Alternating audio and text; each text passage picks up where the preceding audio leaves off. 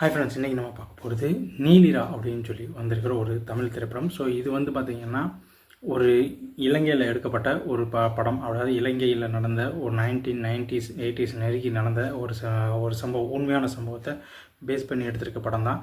அதாவது எப்படின்னா 19s வந்து பார்த்திங்கன்னா இலங்கையில் நடந்த போர் சமயத்தில் இலங்கைக்கு இருக்கிற மக்களுக்கு உதவுவதற்காக இங்கேருந்து ஒரு இந்திய இராணுவப்படை வந்து அங்கே போகிறாங்க. ஸோ அவங்க வந்து அங்கே இருக்கிற மக்களுக்கு வந்து உதவணும் அப்படின்றதுக்காக இங்கேருந்து போகிறாங்க. பட் அங்கே இருக்க எல்டிடிஎன்எஸ்க்காக அவங்களுக்கு அகேன்ஸ்டாக வந்து இவங்க வந்து வேலை பார்க்குற மாதிரி ஆகுது. ஸோ அந்த மாதிரி சூழ்நிலையில் அங்கே இருக்கிற ஒரு கிராமத்தில் ஒரு ஒரு குடும்பத்தில் வந்து கல்யாணம் நடக்குது. ஸோ அந்த கல்யாணம் நடக்கிற குடும்பத்துக்கு வந்து எல்டிடிஎன்ஆர் வந்து ஹெல்ப் பண்ணுறாங்க, அங்கே இருக்காங்க அப்படின்றது வந்து இங்கே இருக்க சோல்ஜர்ஸ்க்கு எப்படியே தெரிய வருது. ஸோ இந்த சோல்ஜர்ஸ் அங்கே போகிறாங்க, யார் இந்திய படையினர் அங்கே போகிறாங்க. ஸோ இப்போ இவங்க அங்கே போனதுனால அங்கே இருக்கிற எல்டிடிஎன்எஸ் அந்த ஃபேமிலி ப்ளஸ் இந்த இங்கேருந்து போன இந்தியன் ஆர்மி, இவங்க 3 பேருக்கு இடையில் நடக்கிற ஒரு போராட்டம் தான் இந்த படத்தோட மீதி கதை. ஸோ அந்த கல்யாணத்துக்கு பேஸ் பண்ணி போகிறவங்களுக்கு இடையில எப்படிலாம் ஒரு கான்வர்சேஷன் நடக்குது, எல்டிடிஎன்எஸ் எப்படிலாம் கான்வர்சேஷன் பண்ணுறாங்க, அதே மாதிரி இங்கேருந்து போன நம்ம இந்தியன் சோல்ஜர்ஸ் எல்லாம் என்ன மாதிரிலாம் பண்ணாங்க அப்படின்றத ஒரு பேஸ் கலவையாக கலந்த மாதிரியான நிறையா விஷயங்களை வந்து இதில் கொடுத்துருக்காங்க.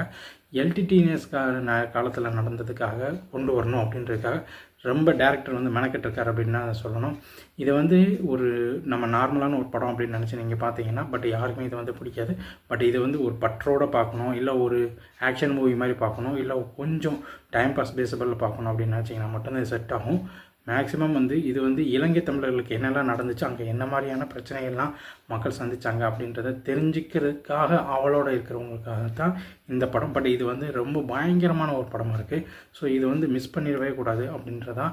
ஸோ அங்கே இருக்கிற மக்கள் வந்து அந்த ஏரியாவில், அதாவது அங்கே இருந்த இலங்கை மண் மேலே அவங்க வச்சுருந்த காதல், அவங்க வச்சுருந்த பற்று, தேசம் அவங்க சார்ந்து மண் சார்ந்த ஒரு படம் அப்படின்னா இது தான். ஸோ இந்த படம் வந்து பார்த்திங்கன்னா பக்காவாக சூப்பராக இருக்குது.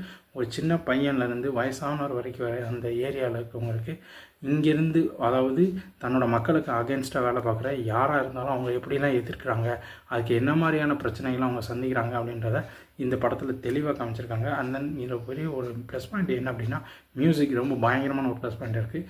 ஸோ இது வரைக்கும் நம்ம இப்போ அந்த இலங்கை தமிழர்களுக்கு நடந்த அந்த அநீதி, அந்த இதில் அந்த பேஸ், அந்த கான்ட்ரவர்சியோடு இருந்த படத்தில் இந்த படம் வந்து பார்த்திங்கன்னா கொஞ்சம் வித்தியாசமான ஒரு ஜானரில் கொண்டு வந்திருக்காங்க. பட் படம் வந்து பார்த்திங்கன்னா ரொம்ப சூப்பராக இருக்குது.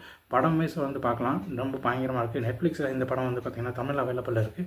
ஸோ இந்த படம் வந்து யாருக்குமே வந்து ஈஸியாக பிடிக்கும். ஸோ எனக்கு இந்த படம் வந்து ஃபஸ்ட்டில் கொஞ்சம் லாகாக போனாலும் இப்போ செகண்ட் ஹாஃப்க்கு அப்புறம் வந்து செம்ம சூப்பராக போச்சு. கிளைமேக்ஸும் கொடுத்துருக்கிறது வந்து கொஞ்சம் நல்லாவே இருந்துச்சு அப்படின்னு தான் சொல்லணும். ஸோ இந்த வீடியோக்கு அப்புறம் அடுத்த படத்துக்கு வெயிட் பண்ணுங்கள்.